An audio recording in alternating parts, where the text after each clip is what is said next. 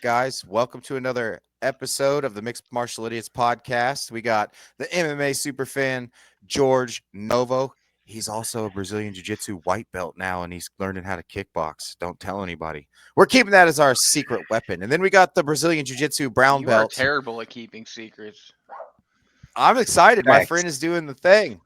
Right? It's like I'm sure Tanner's telling all his homies, bro. It's what we do. We get someone in our nerd circle, and we're like, we got him. We got another one. Yes, one of But us. One yeah, of us. all that being said, guys, we want to take just a moment here. Saturday morning, we lost a legend in the game, absolute icon in Duke Rufus, the creator of Rufus Sport. He was a professional kickboxer himself. He had 35 career fights, 26 of them ended in a knockout, only 8 losses. He taught, guys like Jens Pulver, Bilal Muhammad, one of my personal favorite athletes of all time, Anthony Pettis, Tyron Woodley. He coached him to his title run in the UFC.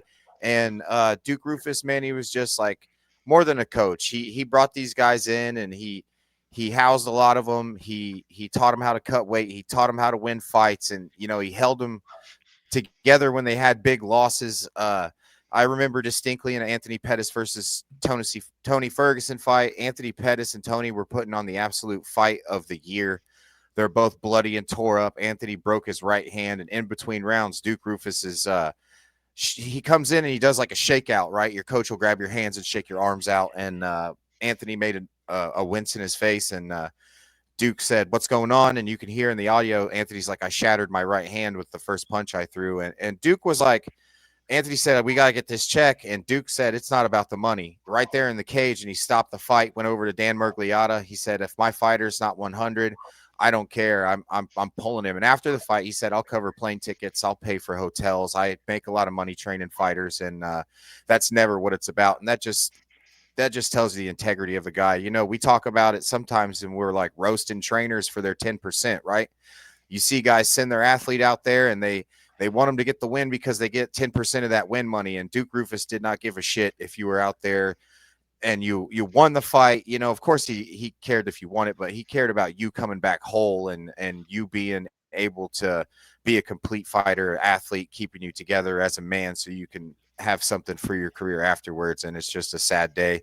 Duke Rufus was 55 years old, and it's just a dark week for us martial artists. And so tomorrow with the Subdue Combat guys, we'll be in Connorsville, Indiana, doing a tribute free kickboxing seminar there with those guys, Damian Sexton and Christopher P. Flug, and thanks those guys. But yeah, we're going to pay a little tribute to Duke Rufus, man. So today we're just honoring him, and then I'll hand it right over to George Novo, who was on location at Bare Knuckle in Hammond, Indiana. And yeah, there we go. Tanner, if you had anything before we get into that, go right ahead, sir. Yes. I want to give a shout out to my girl in Franklin's mama, Lacey, who had a great performance this weekend. She lost by decision, by points, but she did really good. It was an awesome battle. Fun to watch. Really tough. Other than that, George, tell us about the bare knuckle. It wasn't bare knuckle on ice, No. uh, so not as exciting. But Yeah. So it was really cool going to the casino, even though the weather was total shit yesterday driving through that. And everybody was really friendly on the ground floor. And then as soon as we got up to the venue, then all the security people and everything totally treated us like we were scum. I don't understand what happened. Maybe the rage in the cage passed their way out to the security folk, but I was just like, ain't no reason to be shitty, man. Got in there though, and the first fight was amazing. Darren Whitney and Adam Brady took him out. That only lasted 18 seconds, man. My God, he hit dude with 2 punches coming in so fast. It was a straight and a cut, and it was over. Um, I couldn't believe I the poor guy looked lost. Like I don't know. That's the difference, though. Just like we were talking about it, when I text Will, that little bit of leather makes that big of a Yeah, difference. The next fight was absolutely, dude. a local Gruesome. guy.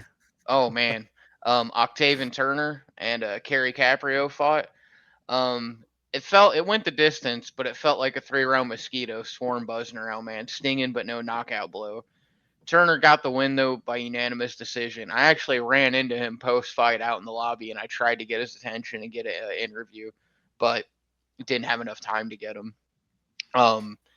That guy definitely was one of those you should see the other guy after that fight. Holy cow.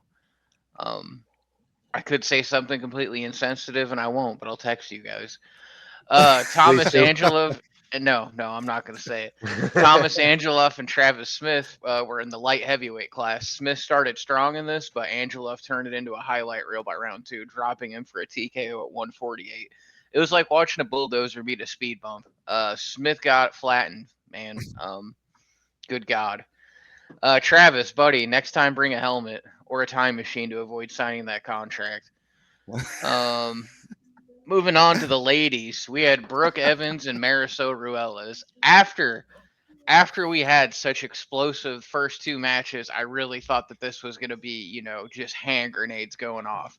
And it started that way in the first round. And there were people in front of us that traveled with this girl, Brooke Evans, and they were standing on their feet. They were screaming. That girl was coaching like you, Will. I don't even know if she knows how to coach striking, but she was telling her to fire that uppercut. She was telling her to spin.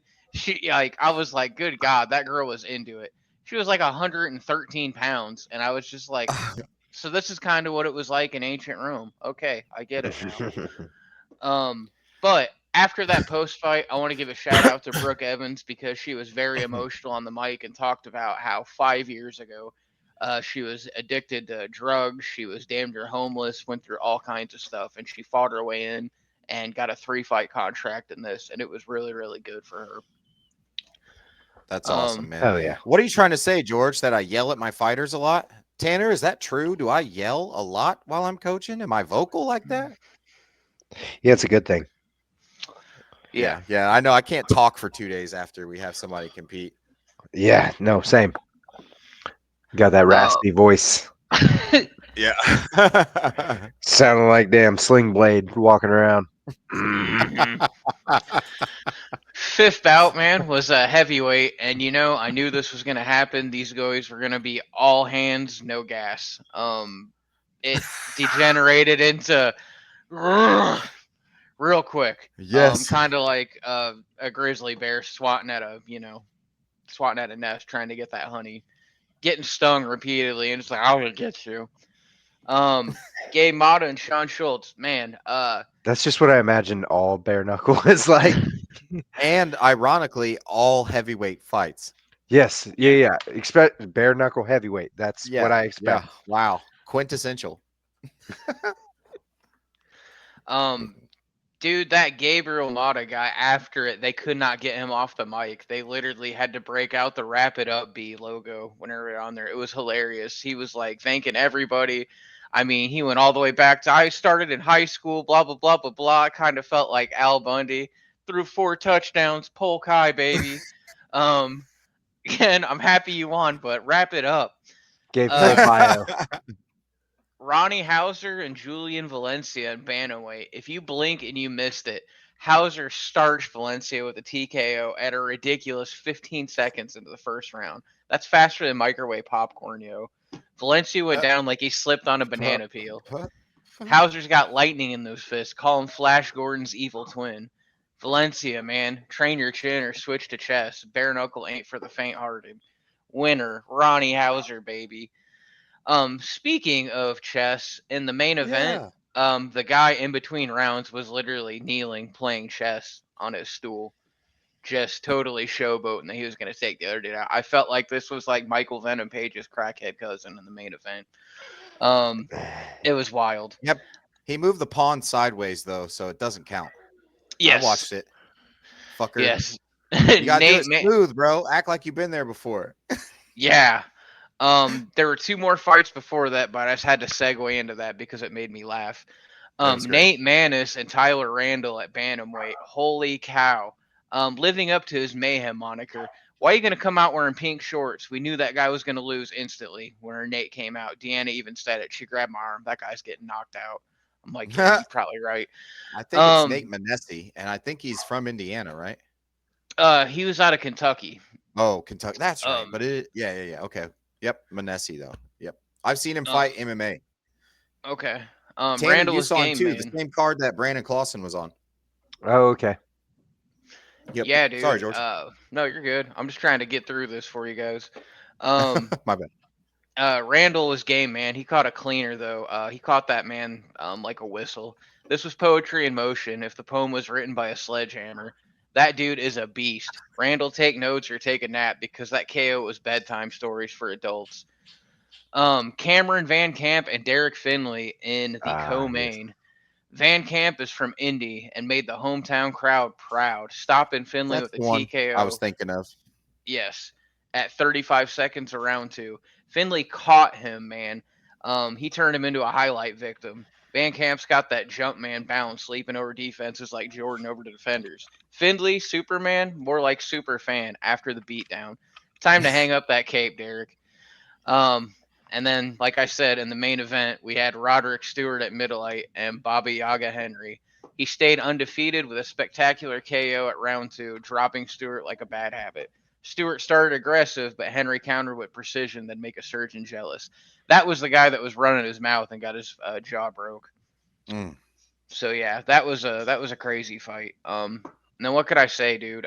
It was really fun. I would totally go to another one, but it definitely felt like compared to the UFC event that Will and I went to, that was kind of like going from champagne and lobster to Copenhagen and whiskey.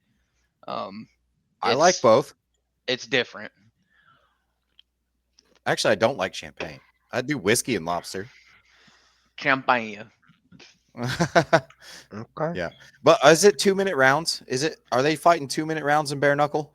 Yeah, I think there was only one that was five 3-minute rounds, but all the Damn. other ones See, were two.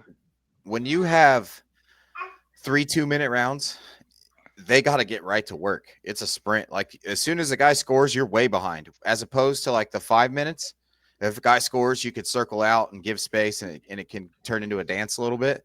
If we only got 2 minute rounds and you smack me right away, I got to get back. That's what makes that shit exciting. I thought that name sounded familiar. We know somebody that Yeah. beat Cameron Van Camp. Yeah, the Gara guy, right? No, Kreider.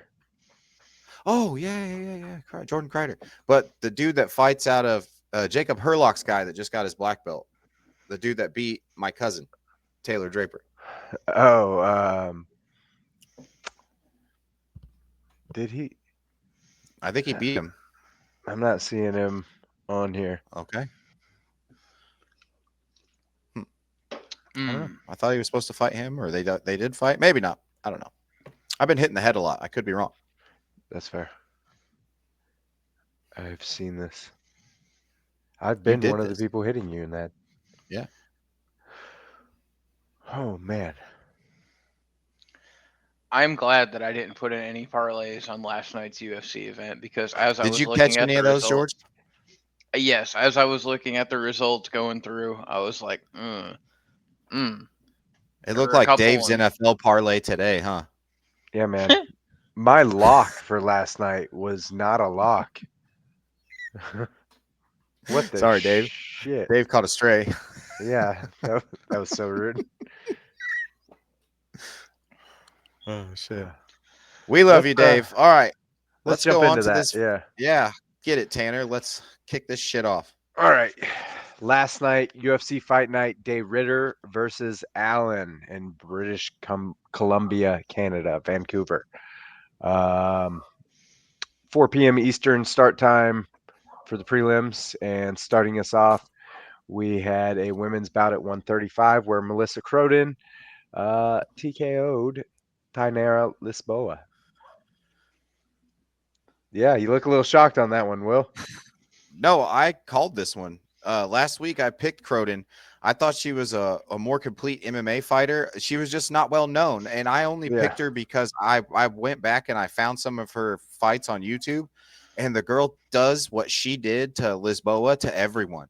She like has that gas tank that's not going away. She does have really good boxing, but she closes really recklessly and relies on her chin. So it's like, is her striking that good? It is that good. She dropped Lisboa, and Lisboa has how many Thai fights? I mean, she is a decorated striker herself. Yeah. I actually, guys, I think Melissa Croden can fucking make some moves in this bantamweight division. Her wrestling's really good, and typically you have like the girl has good striking and then like a good jujitsu game. So you look at like a Alexa Grasso, her boxing really good, her jujitsu really good. The in between game, like the clinch work, the wall work, and the wrestling, that's typically her Achilles heel. Melissa Croden, everything that these top level girls have to build into, she's got the base for already. So if we clean up her striking and we like nail down her jujitsu, just like going from a medium, like a blue belt to a purple belt level now, or a purple belt to a brown belt level, where you're cleaning up your game and now you're getting more of those arm bars or those top positions, or you're landing those Darce chokes and stuff in training. That's all she needs. And she was in Canada. She debuted at home. So, she had some jitters.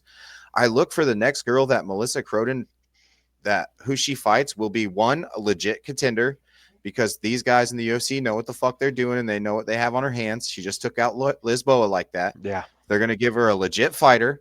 And I think she's going to fucking maul her. And within 3 or 4 fights, we're going to be looking at her like, okay, this girl's got to, she's going to be in the picture. She is so good. I'm high on her.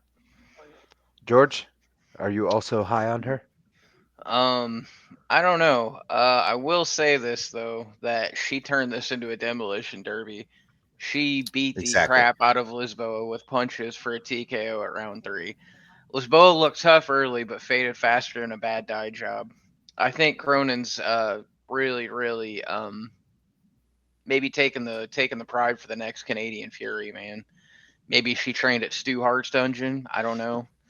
Something's crazy. Man, you know what I saw, Tanner? In all honesty, I saw a 135-pound Sarah Swanland with better wrestling. Ooh. You look at that fight and you look at how she stayed 6 inches away from Lisboa the entire time, and the shit that she was throwing, and you tell me that that's not Sarah Swanland coming in there. How many spinning back fists were thrown? Several, not as many as Sarah, because it's at some point we're like, you got to Sarah, count stop some it. numbers up. Well, yeah, you're right. But yeah, that kind of mindset, a Rookie girl numbers. who's like, she is that girl in class that the guys are like, fuck, I got to roll with her right now. Yeah. Okay, well, let's move on.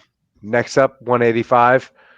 Yusuri Belgori getting it done. Round 3 TK over Osmat Bekov. Will? Baby Poetan showed up. Here's my thing. He You looked can't- fantastic. You can't call him that. He fought Potan, He did, and he beat him, so I can't. and then he lost twice. Yeah, Yosuri, man, he was on fire with the hands. A little early, it looked like he had happy feet, like he was like so worried about the takedown. And then when Osmat closed the distance and got a hold of him, and he could combat it, and he was successful in defending himself in that realm, in the grappling, it was over. It was over as soon as Bulgari knew that Osmat was no threat. So those guys up there in Connecticut, in Danbury, Connecticut, they're doing the right fucking things. That's so scary, Tanner. Remember Glover Teixeira's grappling, and if you looked at like Alex Pereira when he was fighting in Glory, and you were like, who could we mold or could we mix him with to make him a champion? You hands down would have said Glover Teixeira. It's a match made in heaven, and now you have another one. Like Alex Pereira's like, no, this guy beat me one time, same frame as me. He's 6'5". It's terrible making that weight. That's for another conversation. I don't think he's going to be at middleweight long. I think when Poetan goes to heavyweight, we're going to see Yusuri go up to light heavyweight, and he's going to be bodying guys. But I digress. This is a great showing for him. A big opponent. Dana White didn't really like Yusuri coming off the Contender Series. He had 2 fights he had to win. He beat a guy. He eye poked him a bunch of times, and Dana White called him out and like verbally lashed him on the show. He said, you're like one of the biggest names that we've had come in the Contender Series. You could have went straight to the UFC. Then you come out here and you poke this guy in the eye a bunch of times and you don't finish him. And he had to win another fight. And even then, Dana didn't really want him. And he just ended up getting in the UFC, taking this short notice fight, the sack on this man. It all paid off. Now He needs to make weight again, and he needs to do the same thing. And I will say Yusuri is a legit prospect at 185. Yeah. George? Man, I would say he's the comeback kid, proving patience is a virtue. Unless you're Bakov, then it's a curse. Osmont, man, train that cardio up, or switch to sumo, where standing still gets you wins. All right, moving on. 115 women's. Stephanie Luciano getting the rear naked choke in round 3 over Ravenna Oliveira.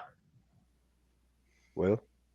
It's just levels. I feel Ravina Oliveira. She had her moments. She did well. I don't think it's time to throw the baby out with the bathwater for her training, like her game plan, the approach that she's having. I think she's on the right track, but Stephanie just was better. She was just levels better. Same thing we talked about with Melissa Croden, how she just has to clean her stuff up.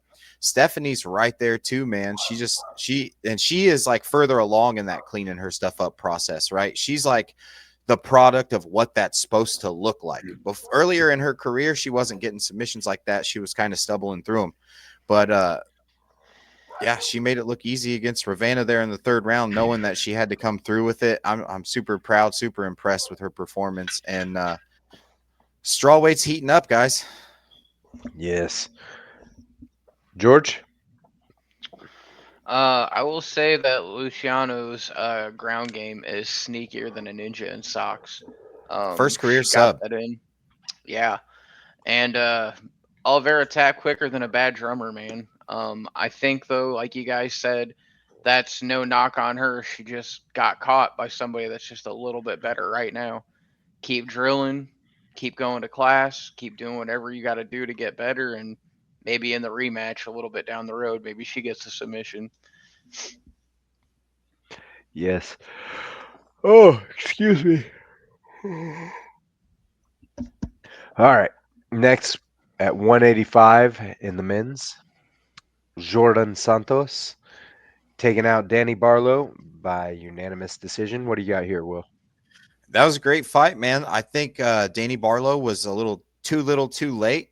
I think to be honest, looking at these guys like the eye test, I don't think either one of them are on the bigger side of this middleweight division. And if you look in the top 10, they're all fucking giants. I mean, look at Brendan Allen and RDR, the last fight of the night. Both those guys could fight at 205 and probably do fucking well.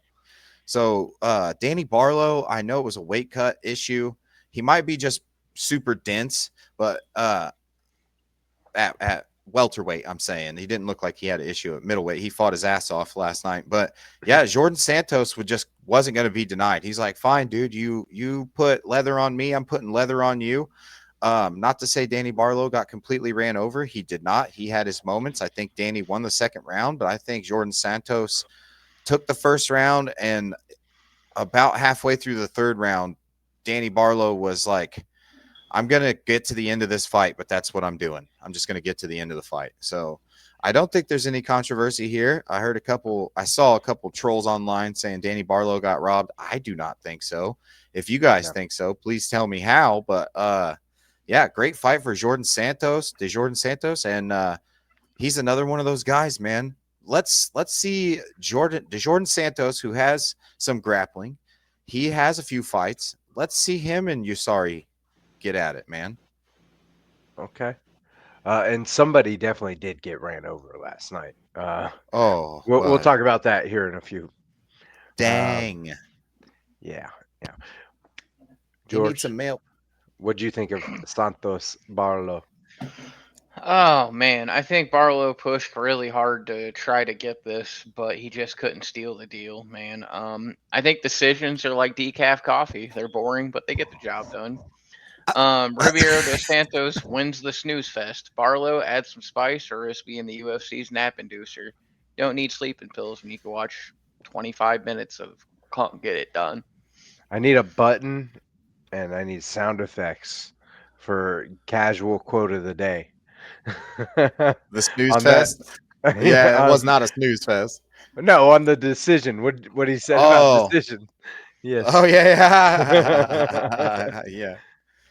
Nice. And I say that speaking technically too, because how many times, like it happened on this card, where it went to a split because you couldn't get the finish and the guy got screwed. But we'll cross that bridge when we Oh, get to it. yes. Yes, we will. And I have a lot to say about that.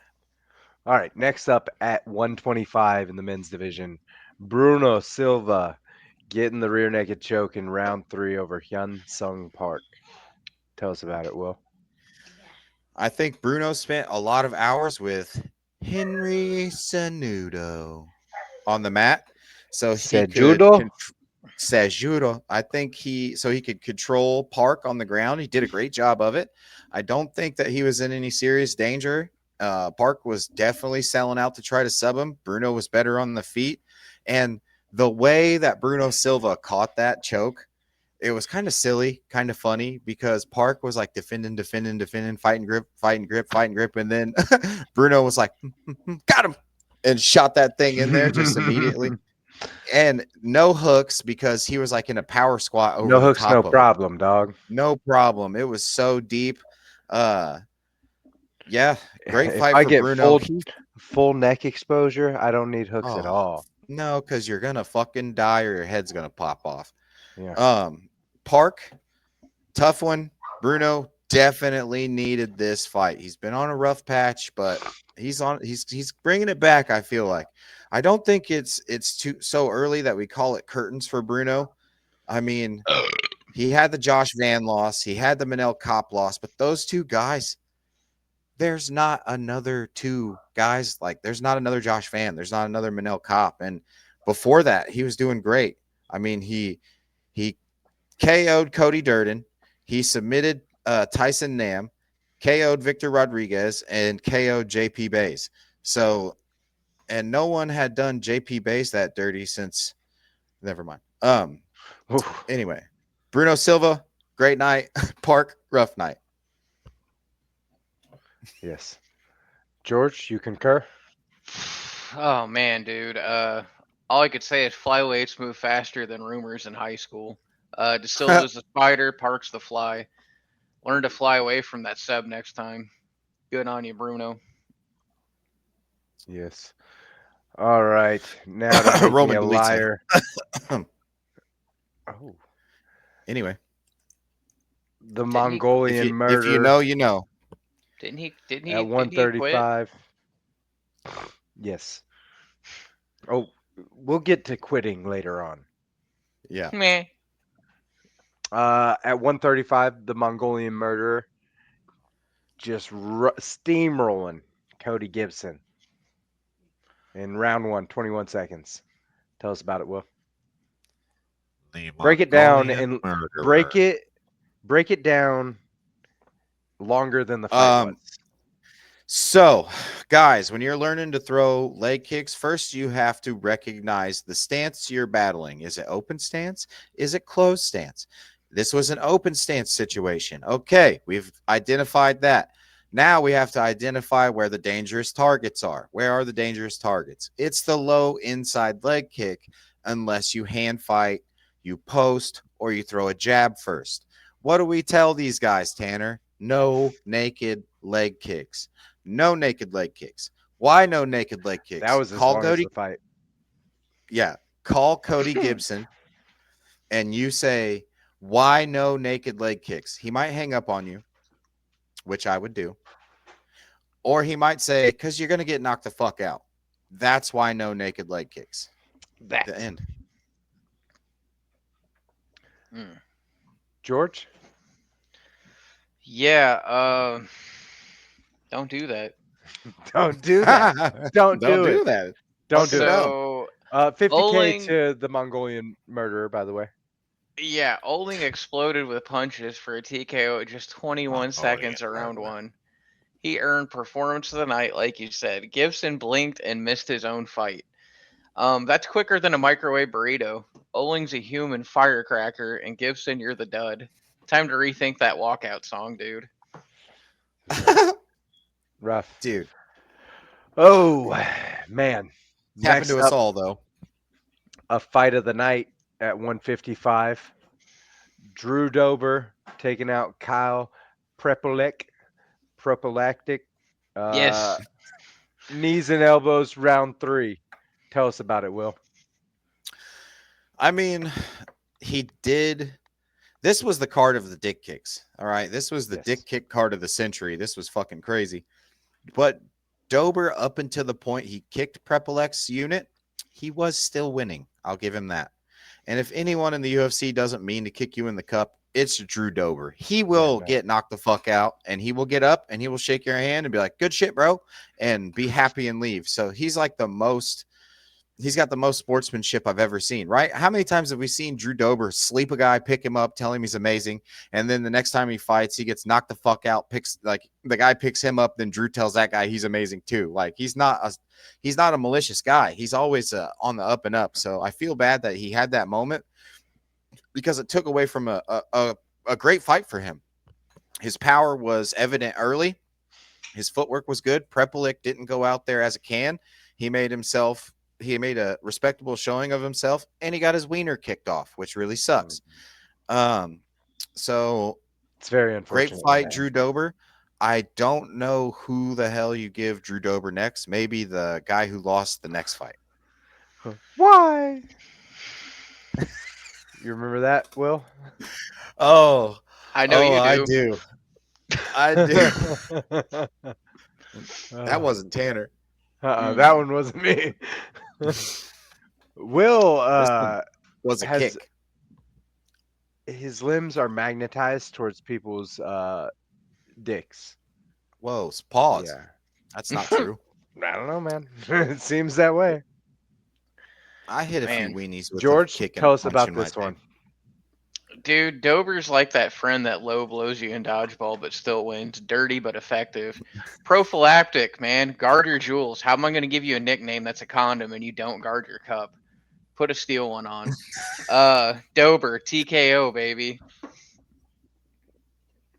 Yes. Ah, Sometimes Frank. if they kick hard enough. Dude, Sarah one time kicked me so hard in the cup that I had to like unsuction cup my cup from my groin, and then I could lay there in pain. Sometimes it just adds to it. Yeah. Can we get an old school callback? It's Frank the Tank. Frank the Tank. You know it, baby. Boom. Yes. Big Frank joining us live.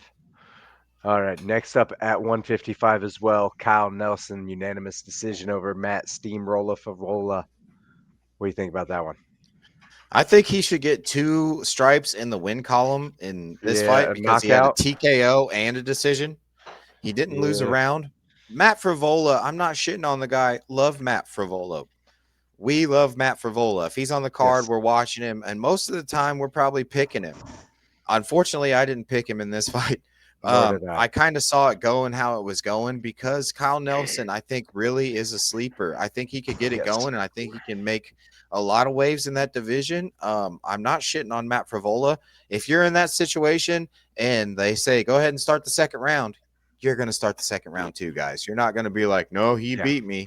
Fuck got that. You're me. going to go try to get that check. And that's exactly what that Warrior did. Imagine getting tuned up like that at the end of 5 minutes. And then you just go ahead and go, I'll do that again. So he's a stud, man. Like he's a fucking stud. Yes. George? Frivola, man. You're the hammer that keeps missing the nail. Accuracy, bro. Winner, Kyle Nelson, for a unanimous decision. Yes. All right. Next up, 135, Air Jordan getting the Geely in round 1 against David Grant. And also submission of the night, 50K bonus.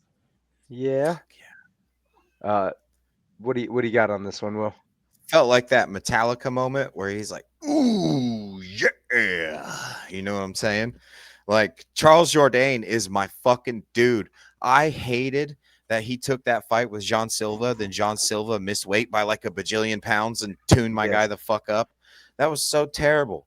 I can't believe that that Charles let that happen to himself. I wouldn't have taken the fight, but that's why he's tougher than me. Davy Grant is as tough as a $2 steak, man. He usually we see him take his lumps early and he like magnies the guy, right? He weathers the storm and he wins. Not against Charles Jourdain. Charles Jourdain, and then he just broke it down as a true Firas Zahabi student would do at the end. He said, Davy Grant throws circular punches, and to beat a circular fighter, you have to be linear, or you have to attack linearly in a straight line. So as soon as he goes to throw, the flying knee was there. And it's like, okay, well, Davy Grant, you can thank Charles Jourdain for letting everyone know how to kick your ass now. Right? But Charles Kind of Jourdain rude. and his brother Louis Jourdain, look out, bantamweights. If you take one of them out, Dana White might just send the other one in your next fight, and then you're going to get your ass whooped. These are some bad boys. Yeah, brothers. Brothers. Georges? Man, what can I say? That choke that he got was tighter than a cheapskate's wallet, man.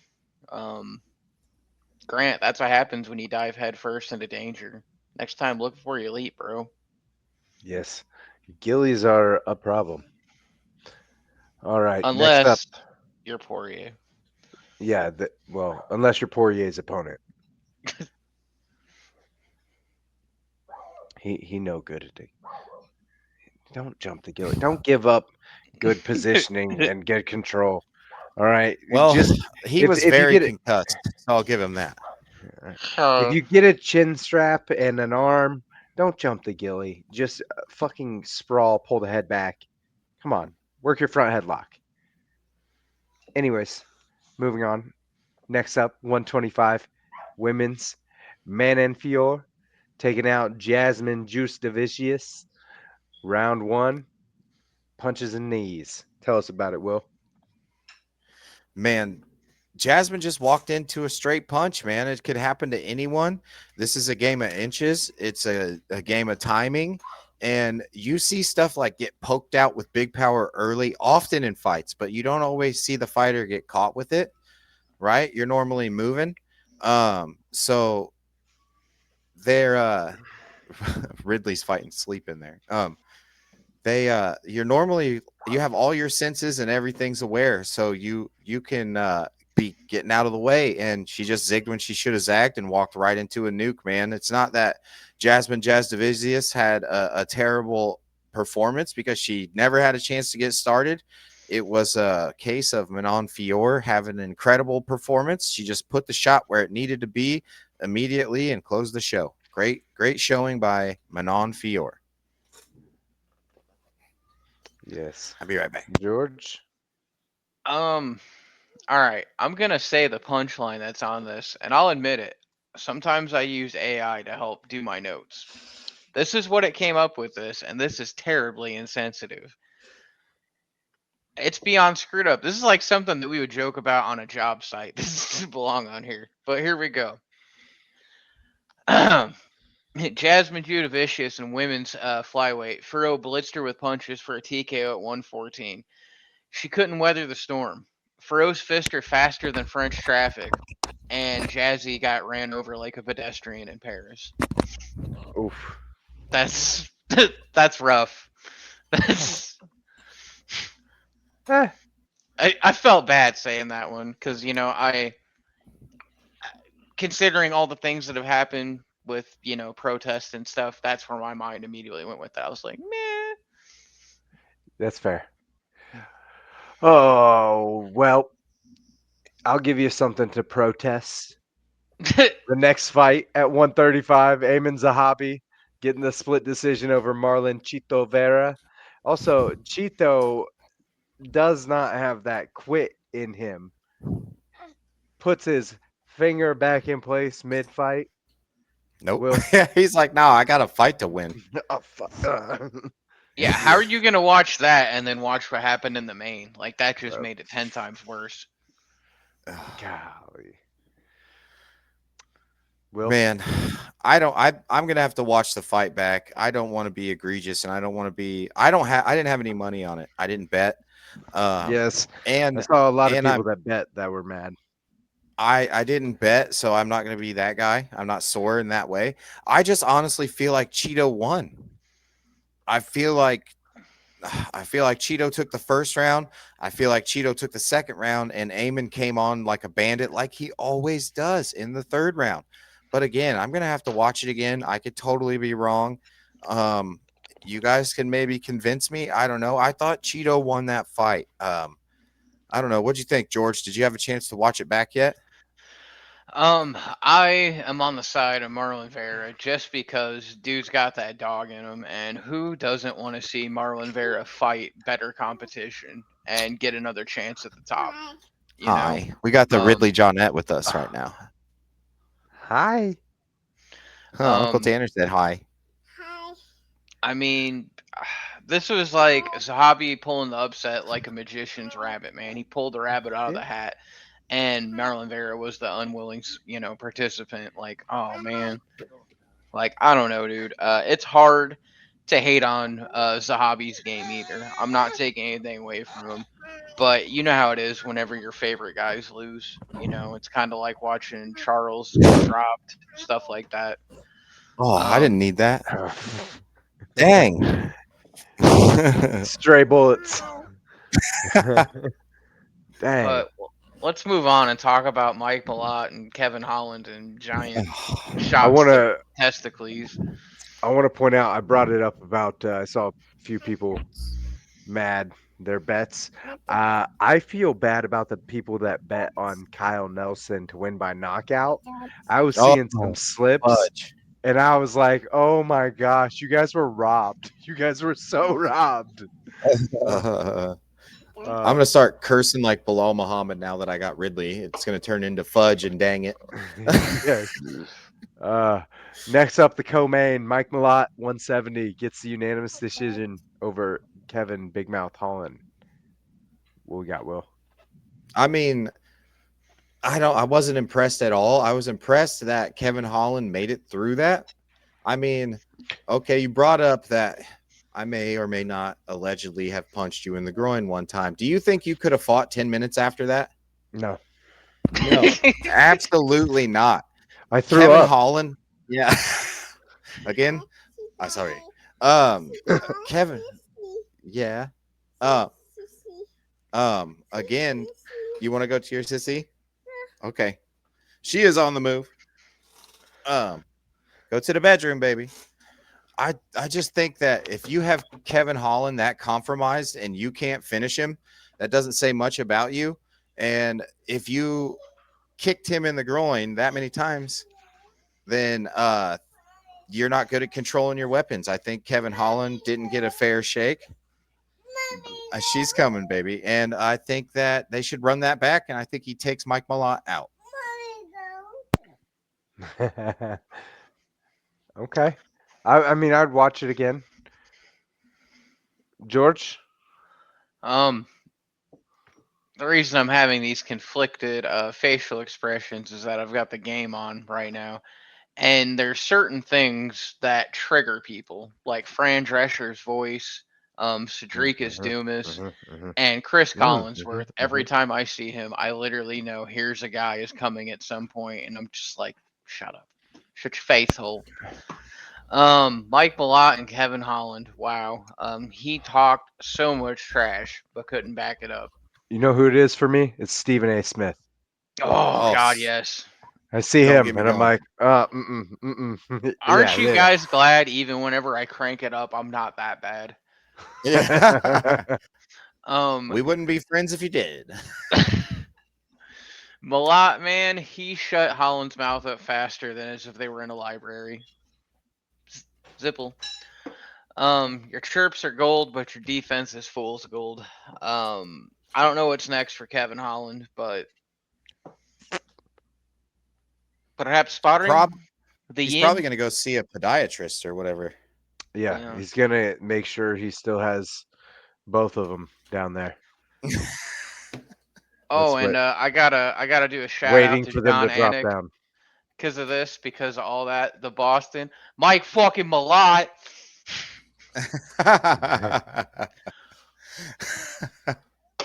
All right, Kick him in the crotch, Mike Malott. let's talk about this. Main event 185. Brendan Allen getting the technical TKO over RDR, Rainier de Ritter. At the end of round 4, RDR couldn't come back out. So RDR has now said he had the norovirus and that he broke his hand in the first round, which kind of lines up with what we were immediately thinking following it, talking about it. Like something was up, something wasn't normal because he came out guns a-blazing in the first, looked all right.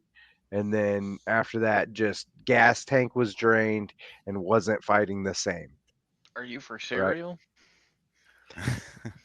Also, I put this out here in a 12-month span and an 11-month span.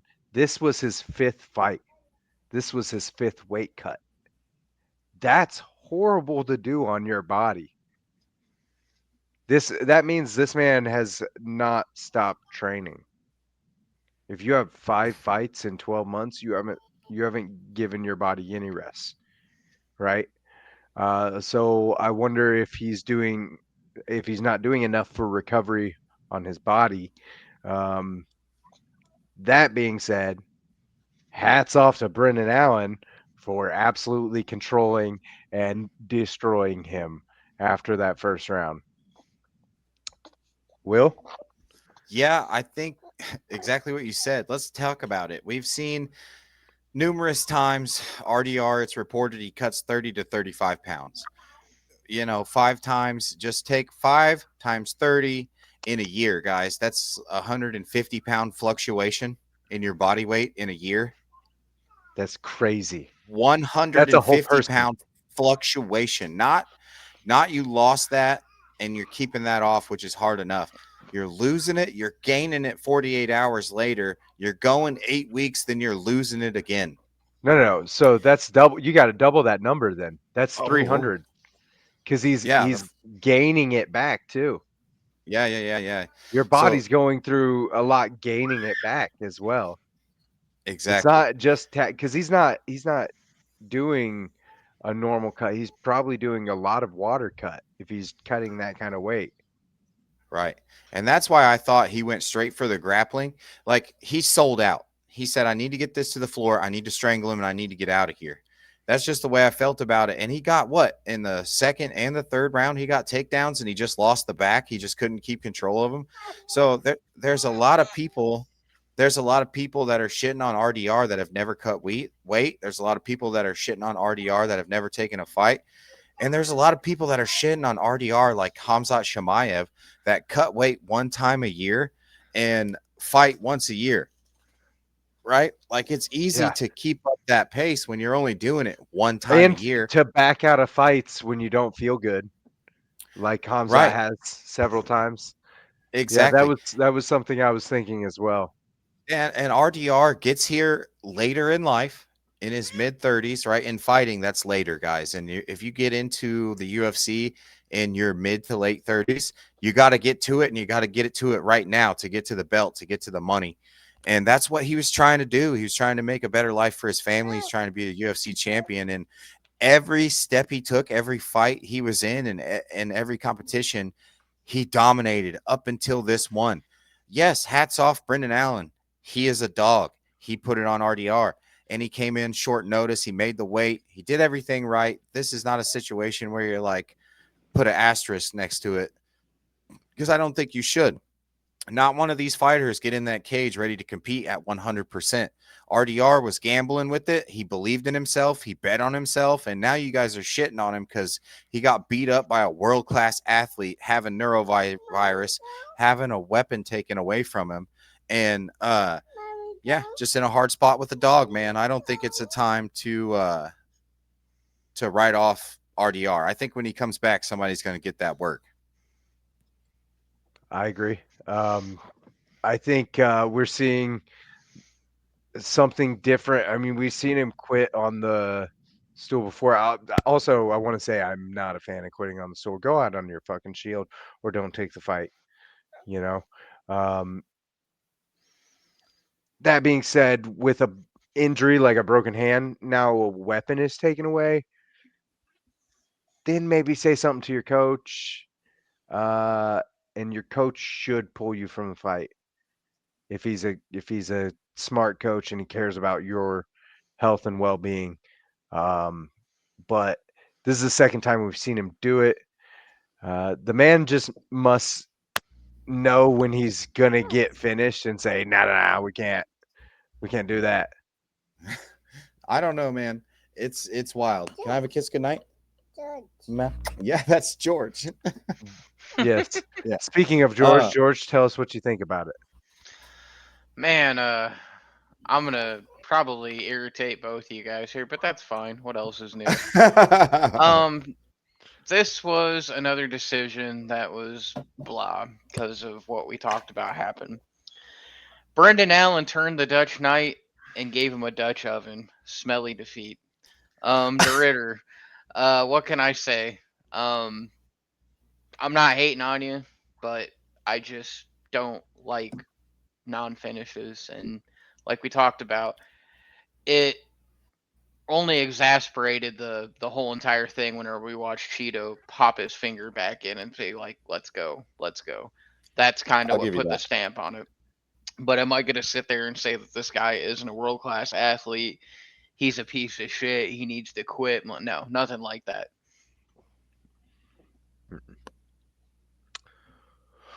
Oh, do you guys have anything else you want to talk about on this card? No, I just really hope that Kevin Holland, one, gets to a doctor, and two, I hope he gets Mike Malott in the U.S. I hope he gets Mike Malott in Vegas. Okay.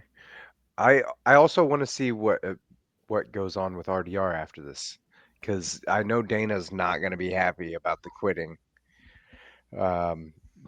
Dana wants to see you get knocked out. So to see you quit on the stool, he's going to be pretty upset.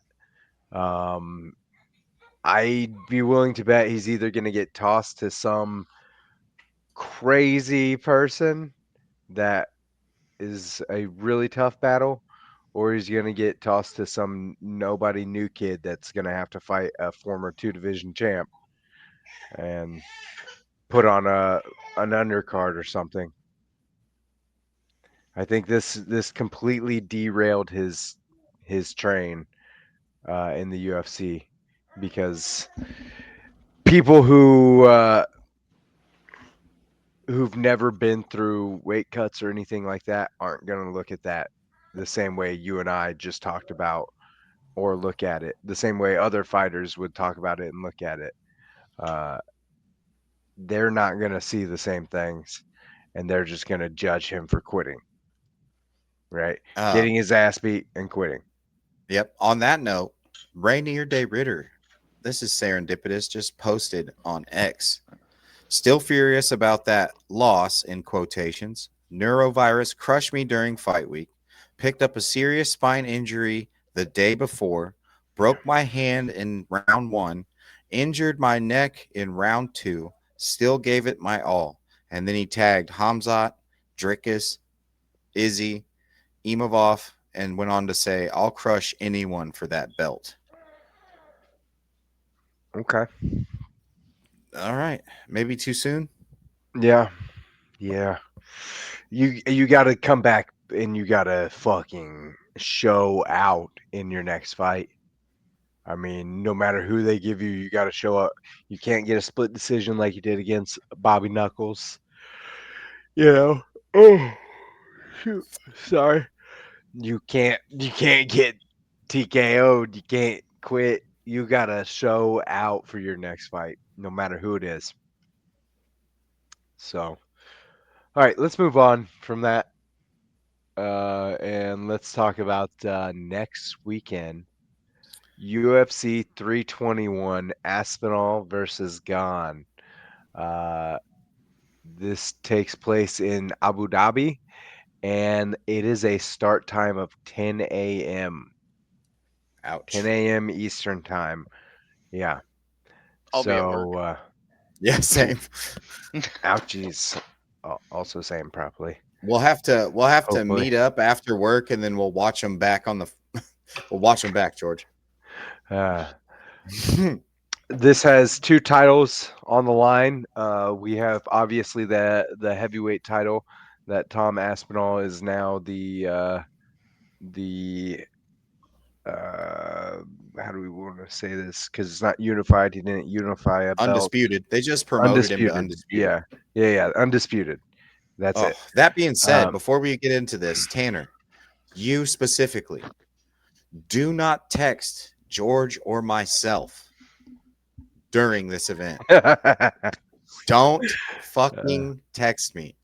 I swear to God, I will be on a red eye to Georgia. Don't text me. Oh dude. my God, Jesus! Did you see the I know. fucking armbar? I'm gonna freak the fuck out. All right, continue. If something wild happens, you're just gonna get like a mind blown emoji.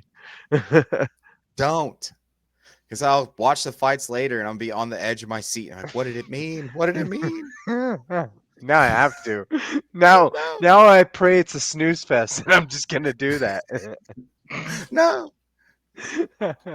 I might be watching it later, anyways, too. I don't know. Mhm. All right, let's start us off at the prelims, where we've got Jacqueline Emorum fighting Mizuki Inoue. I'm gonna go with Jacqueline here on this one. It's Yeah, bud, been a I'm while since also- we've seen Inoue. You going Jacqueline? I'm going Jacqueline, bro. I think you have to. Vegas has her at a minus 475. And yeah, bud. I 8 submissions. I think that I can Mizuki. I'm just gonna say Mizuki. Yeah. I think that her ground game is Can't say not in a way? near the yeah. Well, in a way, yeah. In a way, I can. She has 9 submissions in her career, but it's just different levels. I mean, I'm saying that and putting my foot in my mouth because she's a Cerro Longo fighter. You know what? Fuck everything I just said. Bet the house on Mizuki. I'm out of here. George? Amarim submission round 2. Yep. Smart man. Ouch. All right. I'm putting $20 on No, Mizuki. do it. Please do it. Submission. And What's the payout on that right now? I don't Can know. either one of you tell? I'll have to pull it up. I will post it to the Buzz Sports page. Yes. I'll put it on there. I need to know. I need it with that crazy of a fucking underdog. I'll pull it up, George. Or go to the next one. I'll pull it up. Next up at 125, we have Azat Maxim taking on Mitch Raposo. This is a banger. All right. To start off a card, this is a banger. All right. I think I got to go with Mitch Raposo. I like Mitch. I think his last 2 fights, you could say he was robbed. The Sumadarje fight. What do you think, George? Man, I think I'm gonna take Maxim by decision. Okay. All right. Yeah. I kind of feel the same way that George does. I Fuck don't you both. think All right. Dude, I think Raposo has everything to get it done. I just think he gets in his own damn way. He wants to turn it into a brawl. If he leaned on the skills that he has and just stuck to it, just like all these younger guys, he could win a lot of fights. He will win a lot of fights in his career. But Azat, dude, he's just a murderer. I'm not picking against him. This next fight. Alright. Fight, I'm cutting you off, Tanner and everyone, because fuck this guy. He's killed so many of my parlays with his bullshit, not doing anything. Hamdi's getting knocked out by Chris Barnett, round 1. Bank it. Yes, my man. I agree with that. I like Chris Barnett. I like Huggy Bear. He goes by something different now. He goes by Beast Boy, but I know him as Huggy Bear. He is an entertaining ass fighter. He's also based out of Georgia, so Athens, Georgia. Hamdi has 4 fights in the UFC, and he looks like me trying to spar. It's bad. It's bad. Yes. So they yes. they don't have a current for the submission, but that if you put $20 on Mizuki to win on money line, it's $100. So I'm sure if you get the later in the week when it comes out with a submission, you're going to get big bucks on that, and you can parlay it with somebody who you actually believe in your heart. Tanner is going to get it done. Okay. All right. Yeah. No. Hamdi lost to Muhammad Usman. Enough said. Yeah, no, I'm picking Barnett, and same thing as George via nuclear chin destruction round Yes. 1. I'm happy. Chris Barnett's had a rough go in recent years, and I think he needs this win, and I think this win would be great. Oh, for him. here's guys. Here you could throw it on your parlay with mine right now because Chris Barnett is a plus 290 dog. Bam! There it is. There it is. Woo! Better put that in. Yes. Meow. Right, meow. Do that. Do that. Do your Mizuki submission, Chris Barnett knockout.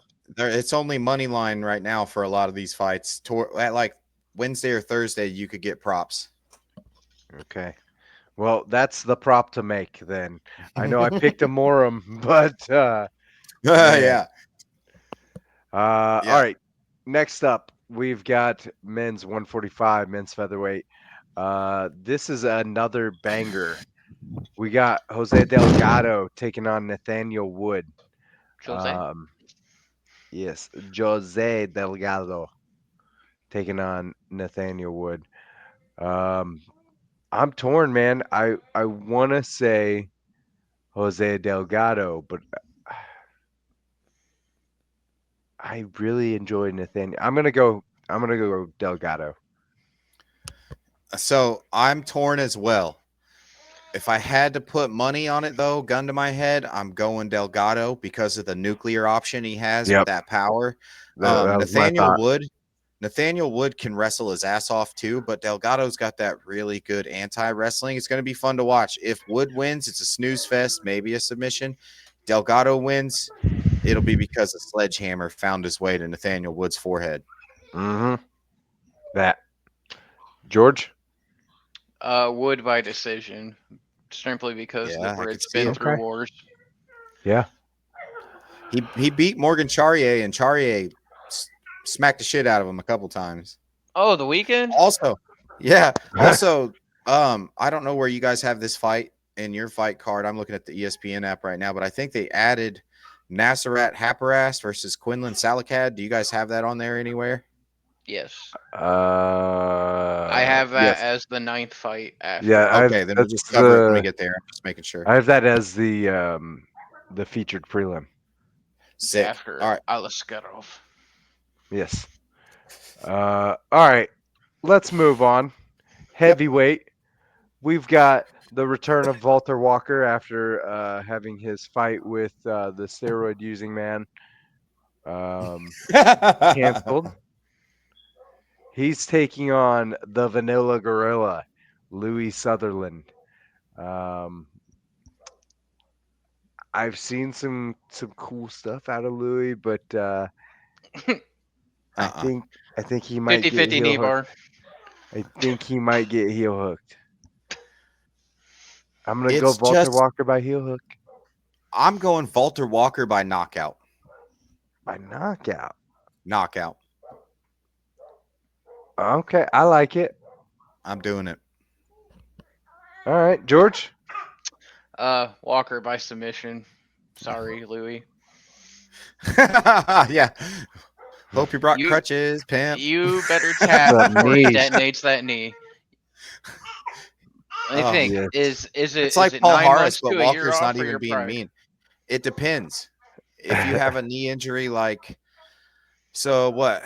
If you have a knee injury like Gibson, it's a year.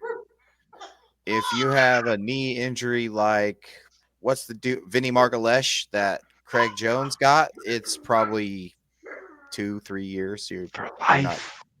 maybe your life, maybe for life, maybe you're done forever. I don't want your laugh. That's nasty, dude. You don't want that leg getting exploded. All right. Let's move on to 155. We got Mateus Camilo taking on Abdul Karim Al Selwadi. the pride of Palestine. I think I got to go with Al Salwati. He's a pretty accomplished grappler. And I think his striking is pretty solid as well, although we did see him get put down. What do you got, Will? Well, I think I'm going to do it to you again, man. I think that Camilo coming out of Extreme Couture, he's had some ups and downs. He's only 24 years old, and he does have that nuclear option. Now, listen, if we're looking at the submission column of his career, he has 2 submission wins. He has been subbed 3 times. But what did those guys at Extreme Couture excel at? Anti-grappling, right? You look at a Brad Tavares, has some of the best takedown defense in the UFC. You look at a Sean Strickland.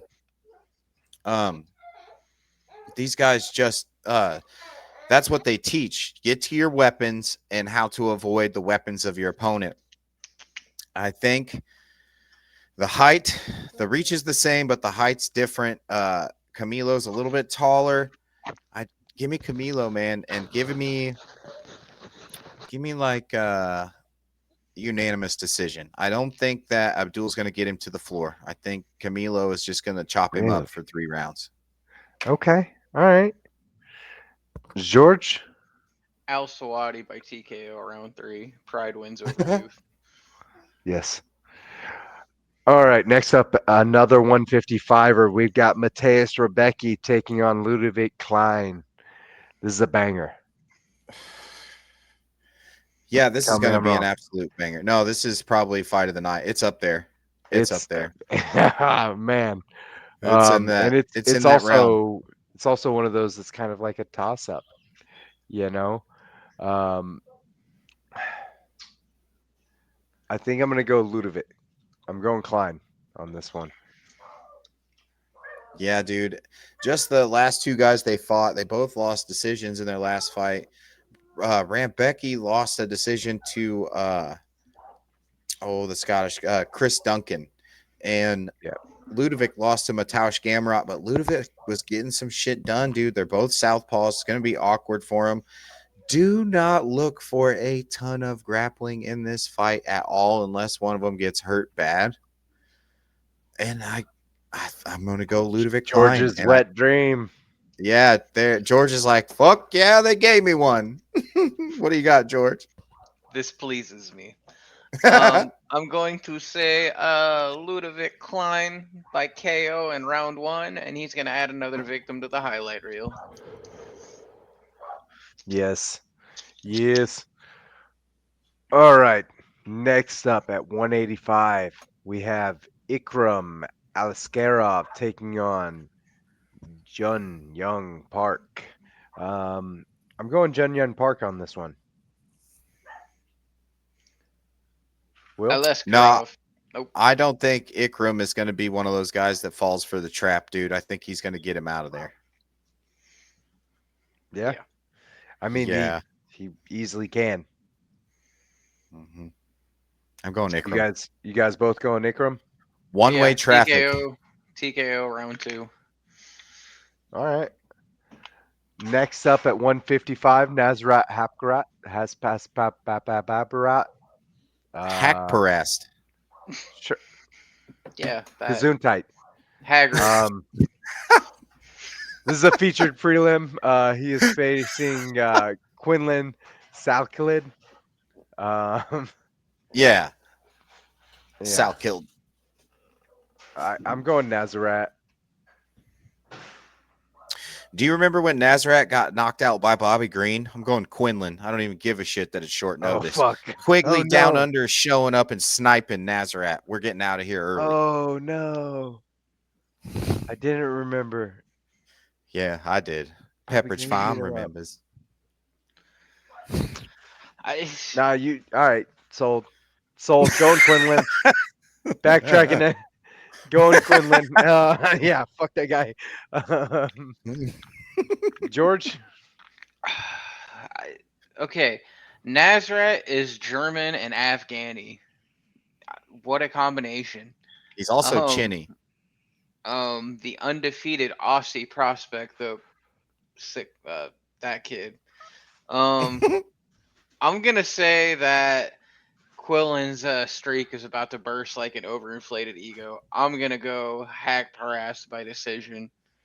Welcome to the big show. The thing about Quinlan, all right, I said he's going to knock him out, but it's his grappling is way better than his striking. And his striking, here, let me give you this nugget here. Let's go knockout 19 seconds on the Duplessis versus Strickland card. He walked out, he put a right hand on the dude, and the guy said, "My brain's mush, I'm out of here." Then he comes out in his next fight and breaks his hand, and his opponent is just supposed to be this outstanding grappler. And if Quinlan gets taken down, it's over. Quinlan grapple fucked him for like 14 minutes. The initial takedown was from Ashmuiz or whatever his name was, and then Quinlan rode him out the entire fight. I think we're going to see like a shoey. He's going to be doing Australian shit. He's going to beat this dude up. He's jumping over the fence. Somebody's going to toss him a motherfucking crocodile. He's going to stuff him in a margarita, and we're partying. Mm-hmm. George, you think you're going to see a Nazareth margarita? Woo! Yeah, sure. Man.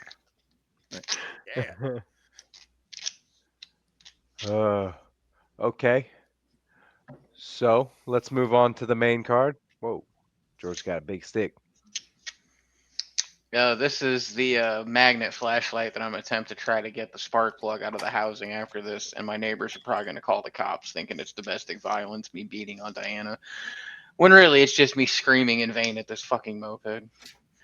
And I say that because every time we go to the hospital, because of the size differential, they always ask her, "Are you safe at home? Is he beating you?" Even my mom asked her that. I'm like, All right. We're going to talk about somebody who is going to beat somebody now. yes. In the main event, or the main card, starting it out at 205, poor Alexander Rakic.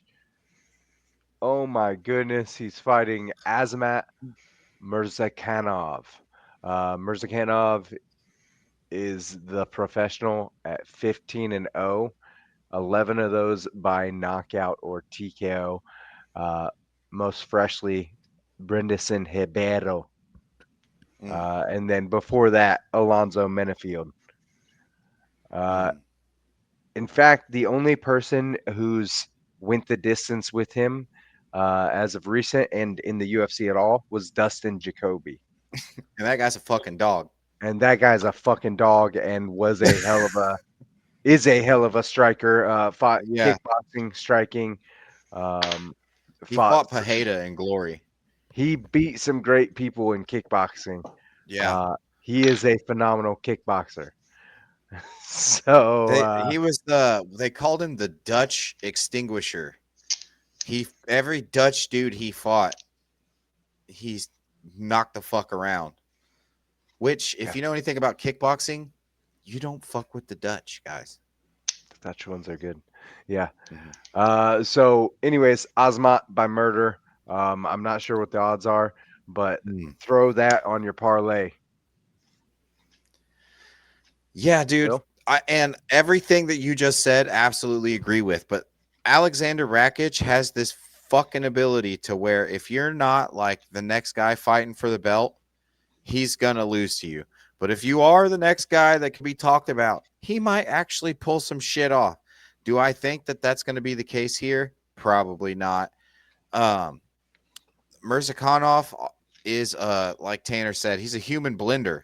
There's like not shit you're going to do with him. He's built like a fucking tank. He can keep you off his legs. He keeps everybody at range. And the only submission he has was a club and sub. It's not like he took a guy down and did some jiu-jitsu shit. No, he cracked a dude on his melon and was like, I'm just going to strangle you, dog. This guy is one of those dudes that if he touches your chin, it's game over. Now, he's only 5'10", so it's like a trap. It's like, for me, I'm looking at Alexander Rakic, and I do believe he has big power because he does. He's 6'4", It's like a big, powerful striker that's that much bigger than him.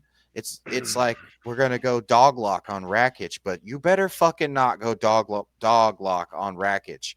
Mirzakhanov has made a career out of fighting dudes bigger than him. He's 5'10. I am 6'2.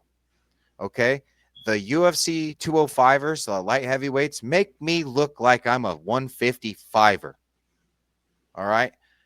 Mirzakhanov is a 5'10 guy. He is used to getting in on these big, tall guys. And when you are a big, tall guy and a short guy gets into range, there's nothing really you can do but get the fuck out of there. And when that guy has power like Mirzakhanov has, Rakic, man, it's going to be another one to the dome. And I don't know that we're going to be seeing him again. That'll be 4 in a row. I mean, we personally know how a short person can get in firsthand. Gip, Yeah, fuck that I guy. mean, he's what, 5'2", 5'3"?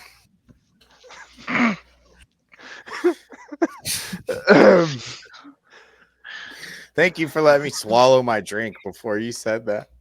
Be nice, boys. Yeah, he's like 4.5 foot tall and he hits like a truck. Yeah, he finds his way in. Yeah, you're like, where did you come from, little man? And then it's stars. Yeah. George, I might you think see him. Osmot? Man, Rakic is a Serbian rocket with power. Azamot's a tank. What do rockets do? Rockets blow through tanks' armor. I'm going Rakic by KO in round 3 by miraculous something. Then you put that on your parlay. I think that's Yeah. crazier than what I said. That's wild. Yeah. Holy shit. George, I'm surprised your balls fit in your underwear, bud. Damn. Yeah. What? Never mistake courage for stupidity, because that's kind of Oh man. Nice. All right. Let's move on. Let's move on from that. yes. Let's try for that. My brain's still frozen from it, but let's move on. Let's go for that. Heavyweight. We've got Alexander Volkov taking on Jailton Almeida. I'm going Almeida on this one. I think Almeida all the way. The only man recently that's been able to stop Almeida is a world beater unless he's getting ready to get a title, and that's Curtis Blades. So what do you got, Will? Yeah, I think Volkov's going to get a finish, and I think Volkov should be fighting Gon, or should be fighting Tom. Let's be real. Volkov got fucked in the decision in that Surreal Gon fight. Even Dana White said it. He said, we're going to take care of him. Yeah. I don't know how this is taking care of him, but I still think he's going to win. Just the size, the experience in the striking, and keeping guys the fuck off him. He's gotten way better in that grappling defense area. I think he's going to show up. He's going to show out, and he's a plus 190. This might go in Coach Will's bag of money that I might lose on Saturday night and be super pissed off about. But I digress. I'm going Alexander Volkov, and I'm going finish, and I'm looking for him to call out the winner, which I think we all know who will be. But Volkov, yes, Volkov finish.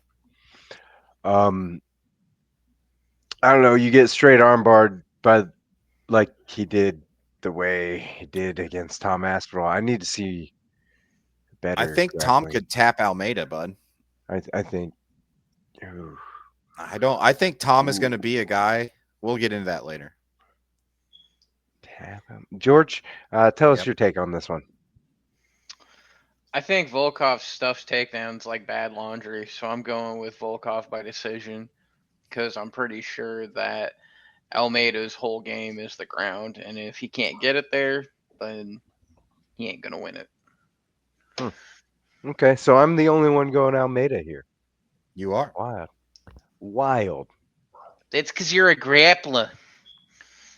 What are you trying to say, George? You didn't feel like I was a grappler the other day at class? I'm saying he's a grappler. Did he grab a hold of you, George? He grabbed all kinds of stuff. George, you let me Felt know if he hurt violated. you. Whoa, pause. Mo told me to. I know. All right. I He can't went do anything downstairs about and he was like, "You hurt this man. You teach him respect." Yeah, I can't do anything about that, bud. I'm sorry. No, he signed the waiver. I don't. All right. Next up, 135. We've got Umar Nurmagomedov taking on Mario Batista. This is a tough one. Um, Batista is just on an absolute fucking terror, man. And Umar was too. And honestly, that Marab fight was good. He didn't look bad in it. It was good. Like, was good. man.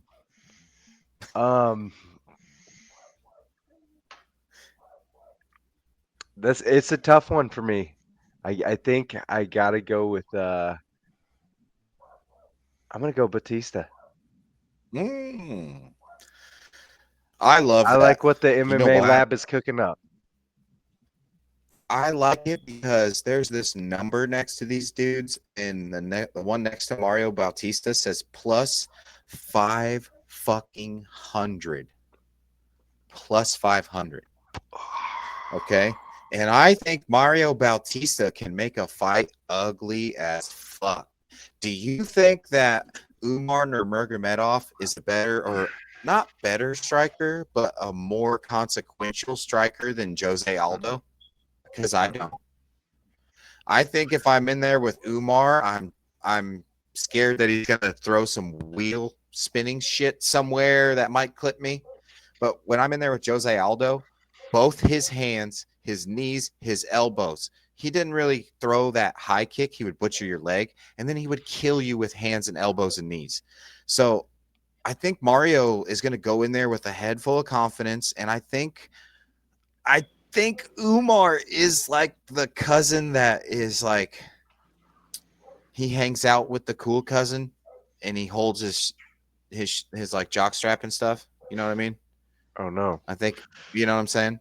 I could say that because Habib's like the GOAT. So he's 18-1 in all rights. I'm talking out my ass kind of halfway here because Umar could walk out there and land something awesome and totally starch Bautista. But I don't see Umar going out there and bullying him in the grappling. I think Mario's much bigger. I think when we see in the weigh-ins, you're going to be like, holy shit, Mario is a massive dude for the weight class. He absolutely is. I don't think you're going to see Umar get a takedown on him. And it's going to turn into a striking thing and a striking situation. And Mario's not going to be the idiot that stands at range with Umar. I think you're going to see Umar behind the black line a lot. I think you're going to see Umar getting his back bounced off the cage a lot, trying to circle out and get away. I don't think Mario's going to knock him out or finish him, but I think Mario can make this shit ugly as hell. And it's only a 3-round fight, guys. It's only 15 minutes. Mario has incredible cardio anyway. So if you tell him you got 15 minutes and we can get you to a title shot, I fucking also believe Mario Bautista is going to get Umar out of there. And at that price, guys, you don't need to parlay that with shit. You throw $20 on that. If it's a plus 110 on my last bet at $20 and get you a hundo, $20 is going to get you some big fucking coin on Mario Bautista. Yeah. George? I'm going to go with Mario losing to Nurmagomedov by submission. That's the Hater. the smartest one. He's the smartest one though, No, because no, Vegas that's has Umar at minus 800, bud. That's your biggest favorite on the card. yeah, man. It's that It's a last landslide. name. And his Now he's got skills. performances. He can He can said throw the that fuck last down. name. It's the Yes, last name it is. and the performances. He Look. can throw the fuck down, but I don't think he's got that. You know, Habib was holding a man against the fence, punching his head in, saying, "Brother, you must quit. You know this is my destiny." He was going to kill that man. Umar's not that. Umar's a martial artist through and through, but he's not Habib. I gotta point out though, he's not Habib, and what Mario Batista did to Jose Aldo. I don't think it was a split decision. I think it was only a split decision because it was in was it in Rio? I don't know. I 307. think No, it was so. in Utah. No. Okay. All right. But still, all right. I don't understand why that one was a split decision. In my eyes, Mario got that one. I don't know. Let's move on to the co-main, Mhm. to the vacant 115 belt in the women's division, the vacant strawweight women's championship. We've got a rematch here. Vierna Jerjadova taking on Mackenzie Dern. And I'm going to say Mackenzie Dern's going to get this one. Dude, she's already fought Vierna and she won a decision. And when she fought Vierna at that time, she had wasn't. not such a good striking game, and she didn't blend the wrestling and grappling with the striking very well. She didn't play the void very well. She was really just pot shotting nukes. And for a strawweight, she hits hard as fuck. When she lands, these girls make big reactions, and that's no kidding, man. She really does. She really does throw heat behind her Grapplers shot. hit really hard. Yeah, because what are we not afraid of, Tanner? We're not afraid to get taken down. That. So my feet aren't happy, dog. These motherfuckers are set in concrete. Come get this work, right? And especially if you're Mackenzie Dern and you're an 80cc champion, I don't think Vierna's. Now listen, Rob Schneider could pull this shit off. Totally could.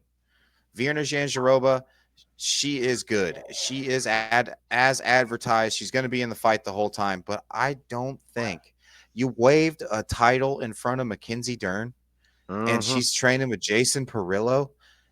Yeah, bud. No. Mackenzie Dern, and I think we're going to get a finish. And I think it's going to be a strangle, but it's either going to be a club and sub or it's going to be some tricky ass, super dope back take off a fucking Vierna shot because Vierna's getting overwhelmed. Because why? Take me down, bro. I think it's Take me going to the be a fuck club down. and sub. I think she's going to drop her with something and she's going to catch something. Yeah, dude. And if I had to say like exactly how it would happen, yeah, because Vierna's already felt the grappling. She's not gonna right away go out there and be like, "Here's a single leg." Yeah. No, she's gonna have to get walked down and have to get clipped. And I like we just talked about Mackenzie, even before she had good striking, she still thumped girls. So I'm going Mackenzie Dern, and I'm going probably finish. Look, I might have a silly couple bet slips coming on Saturday, but we all might be eating good afterwards. So You know, just follow your boy. That's something the women's division hasn't really seen that much of yet, is like the heavy-handed wrestler coming in, the heavy-handed grappler coming in. Mm. Yeah. I mean, Amanda kind of because she had that black belt and could choke you the fuck out, but not Yeah. like Mackenzie though. Yeah, we've If you seen put I would Amanda say on her back, I would say Amanda 100% counts. And she's the GOAT. She's the greatest. So yeah. I mean, it explains itself, you know. But if you got Amanda on her back, it's not like she was hitting a triangle. If Yeah, you get Mackenzie Dern on her back, motherfucker, you ain't safe. No, at all. At all. George, what do you think about this? As much as I'd like to see Mackenzie Dern have a nice long title run and steamroll people, I think this is the equivalent of a trap game, like whenever the Browns beat somebody that they shouldn't beat. I think John Jaroba is going to grind this one out, and I think she's going to win. I think you're wrong, George. It's going to be a thing where it's like the Chiefs and they beat a team that they're supposed to beat, like the Raiders, and it's going to be one-way traffic.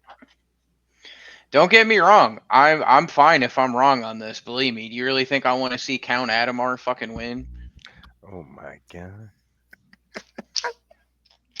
Whoa. Dave's catching strays all over the place tonight. I think Dern is gonna strangle her eye straight. With that being said, let's move on to That's the way main worse than event. anything we said. You know, I just want to take this opportunity to apologize on behalf of the mixed martial idiots because as we grow, I know that we're going to have a reckoning, and some of the shit that I've said and we've said, we're going to have to eat. So, Virna, if you're watching, You good, girl? You good? Yeah, I'll let especially you boy. training. Look, Vera, you, if we ever get big enough and talk to you, you can strangle me. That's fine. Oh yeah, same. I'll eat those You words are one the day. shit. You are Yes, absolutely the shit. you're great. You're great. Moving on. Heavyweight main event. We've got Tom Aspinall, the undisputed champ, taking on Cyril Gahn. I think it's smart to just say Aspinall in this, but I need to caveat with I think Aspinall has to be a complete mixed martial artist. Cyril's striking is good, um, and I think Aspinall would be wise to mix in some wrestling, mix in some grappling. Uh, don't just try to strike with him, but we'll see. What do you think, Will? I think the blueprint's out there, dude, and I think that the wrestling it's not better than John's because John's an accredited champion in Greco-Roman, but I think the way that Tom approaches the wrestling, he fights, he throws that 1-2, oftentimes clips him on the way in because he's so damn fast, and then he's on a double leg. It's not a situation where it comes in stages real slow. He doesn't have to work you to the fence. He doesn't have to get a hold of you with the body lock. And he's trained with, Tyson Fury and all those guys for years. You know who is in Tom Aspinall's camp? Rico Verhoeven. Cyril Gahn is not a better kickboxer than Rico Verhoeven. And I don't say that to say that Tom Aspinall is going to come out and then have a huge ego and fucking stand with Cyril Gahn to be like, oh, I'm better strike. No, I know that Tom Aspinall is an educated fighter. I know Tom Aspinall is coming out to retain that belt. I know he's coming out to make a statement, and I know he's educated enough to. Why would you take the fucking chance, Tanner? Like, Yeah. Why would you take that chance? It's like for like when we joke around with the guys we see at the kickboxing shows, guys, this is a running joke for Tanner and I. We train guys and we take them to fights, and then we'll be in the locker room. We'll see a guy who's like really good at kickboxing, super good, and we'll be like, "Hey, do you know jiu-jitsu?" And that guy'll be like, "No," and then we're like, "All right, cool."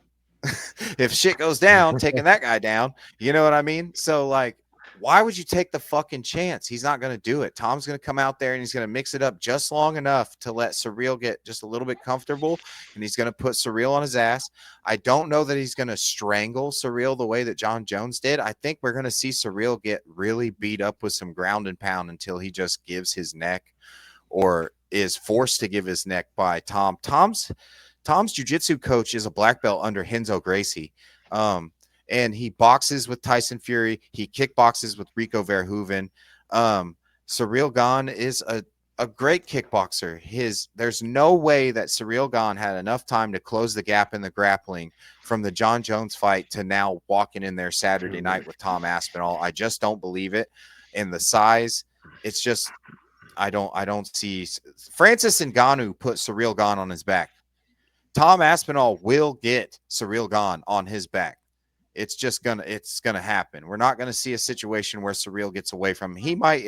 He might defend the first one. He might get away from him for the first half of the round, but Tom's gonna put him down and he's gonna put him out, and it's gonna be gross.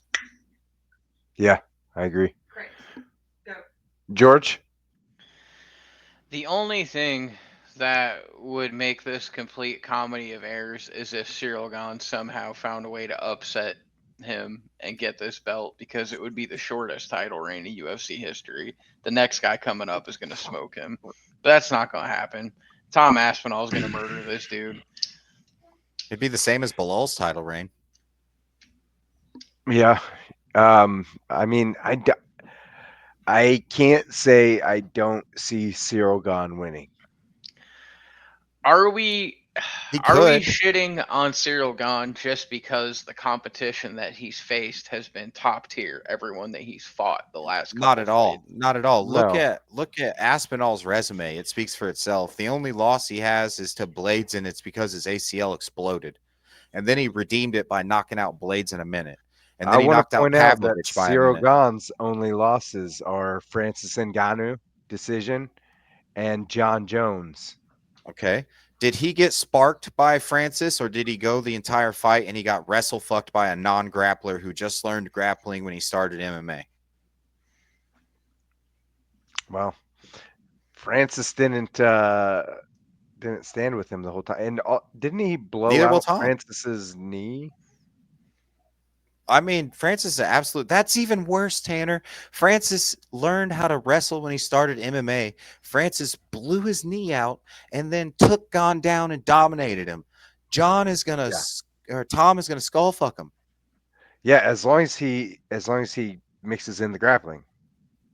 I just think I don't see it. I think that's what I'm saying. I think he's humble enough to not be like, all right, yes, I'm I gonna knock agree. him out. I agree, 100%. I think he's smart. He's intelligent about his game plan. I've seen fighters do some dumb shit. All right, Yeah, we've seen fighters do some dumb shit. that is All facts. right? So I gotta throw that out there. Like, hey, this could And, you go know, sour if Gon could chuck a Hail Mary at the beginning. Anything could happen, but Gon is I an think your athlete bet. and he's got Yeah, good striking. I think your bet is safest with Tom. Gon's striking does not look anything like a heavyweight. Fuck, before the Francis fight, we were all like, "Oh no, what is this thing?" Yeah. Because he had a win by heel MVP type hook. striking. Dante Mays, he heel hooked, and then he had a arm triangle choke. I mean, Bro, he we was could heel looking hook Dontel Mays. Come on. all right, fair. But he was looking phenomenal. I mean, he got a knockout over Junior Dos Santos and Derek Lewis. Unanimous decision over Volkov. You know? Yeah, I mean, Sergey Pavlovich. That was after the John Jones fight. And then another well, decision over Volkov, which, Yeah. you know. He lost. So, he got the split decision win. He lost. Mhm. He should have lost. All right. The bosses in the post-fight presser like, yeah, it's a real loss. Volkov got fucked. Yes. George, Ain't got nothing to say about that. mm-mm. Well, Very good. Well, guys, come see us in Connorsville tomorrow. We're going to be throwing some Dukes with the Subdue Combat guys, man, in honor of Duke Rufus. Other than that, Lacey, you're an absolute animal, and super proud of you for going out there and doing your fucking thing. yes. I think that's all we got, guys. Thanks for tuning in to the Mixed Martial Idiots podcast.